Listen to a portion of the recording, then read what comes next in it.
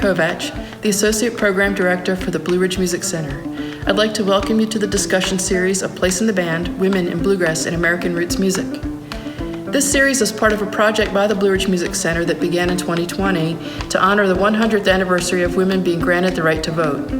A Place in the Band celebrates the triumphs and explores the struggles faced by women in bluegrass and American roots music. In this discussion series, North Carolina singer-songwriter and social activist Laurelyn Dossett speaks with women in the music business, including musicians and others involved in music management and promotion roles.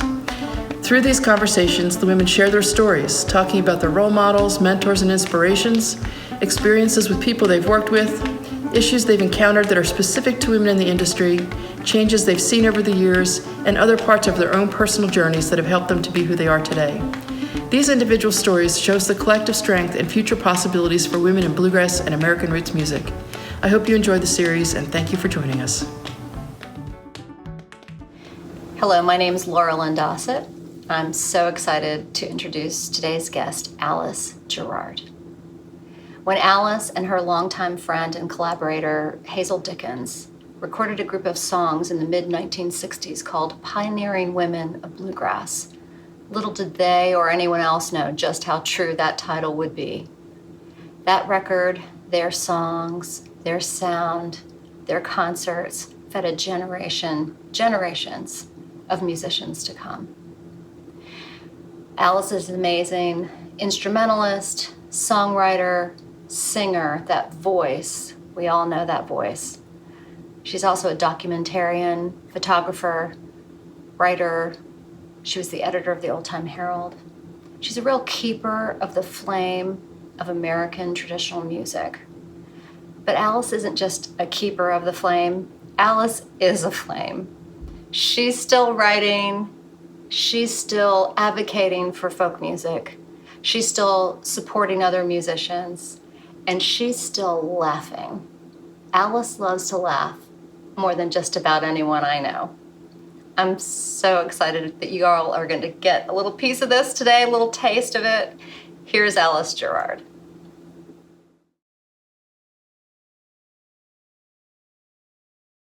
You talked about, just wanting to singing those folk songs, but you've ended up being a multi-instrumentalist as well.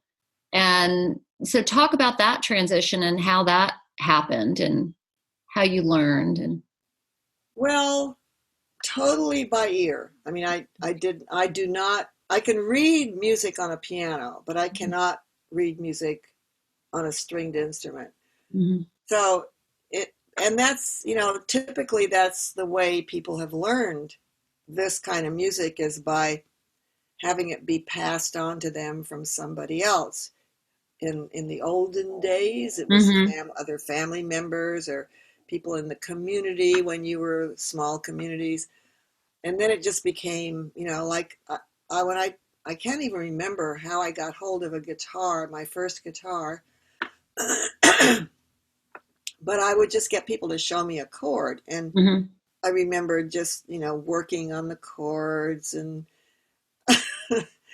which is, when sometimes I teach guitar in these summer music camps, and it's very difficult when you get a person who's a rank beginner who's never picked up a guitar before. That phase of guitar learning is something you kind of really have to do on your own by looking at a chord chart and practice putting your fingers here, and then you go and just do that for 6 months under a tree or something until you change chords. So that's kind of what I did, just on my own.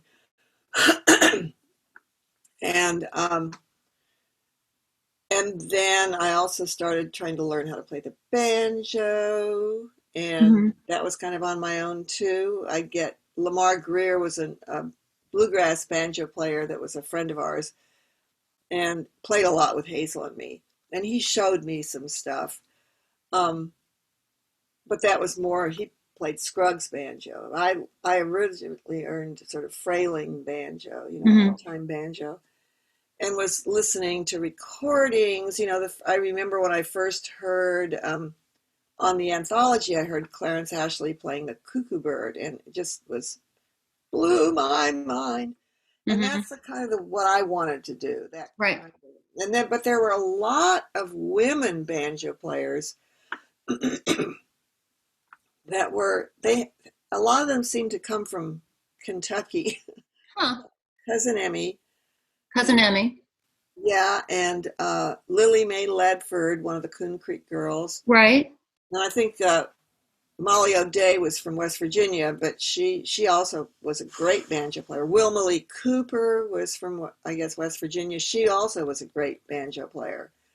You know, and they had this very powerful style of just really playing in the banjo and playing, you know, really strong, powerful old-time banjo.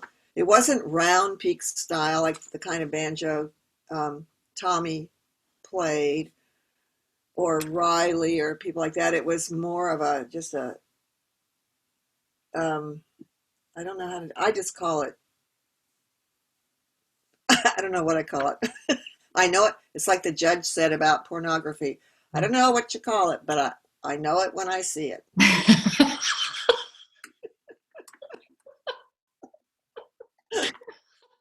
So Okay. it was We'll great. just leave that right there. Yeah, that's the kind of banjo and Well, I guess you're surprising me a little bit, to tell you the truth, because so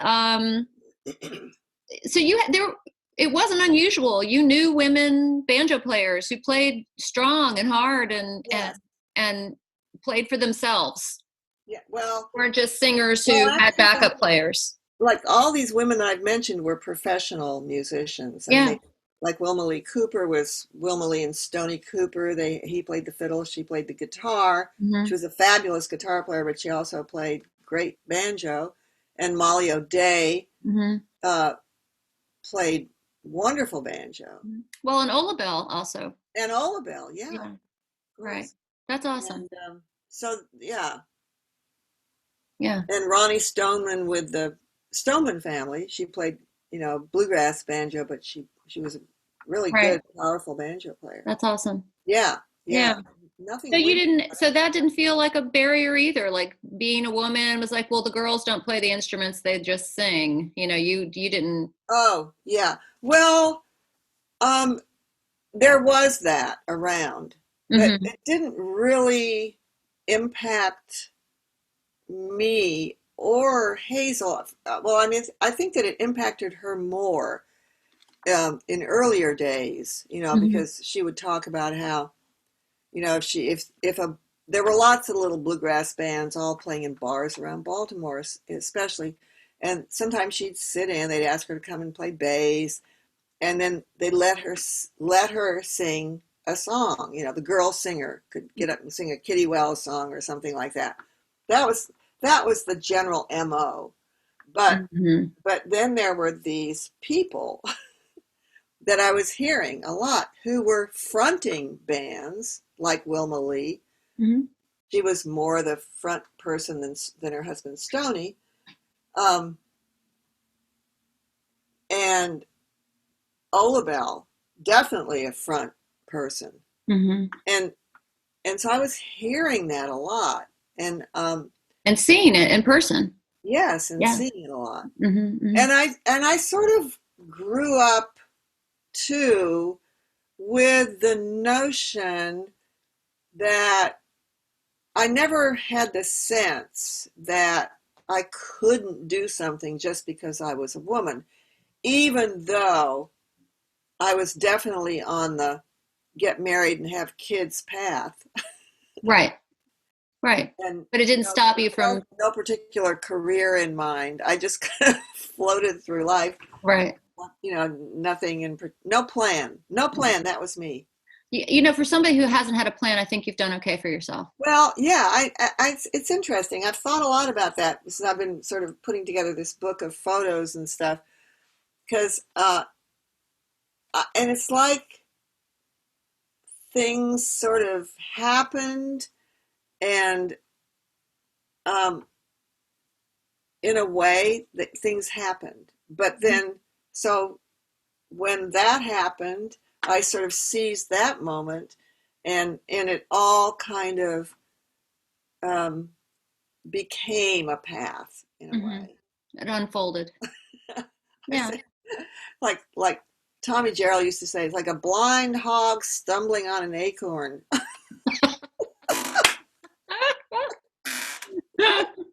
That's what I'm going to title the book. Blind Hog Stumbles on an Acorn. Yeah, I think that's a hit. That's a hit name for a book for sure.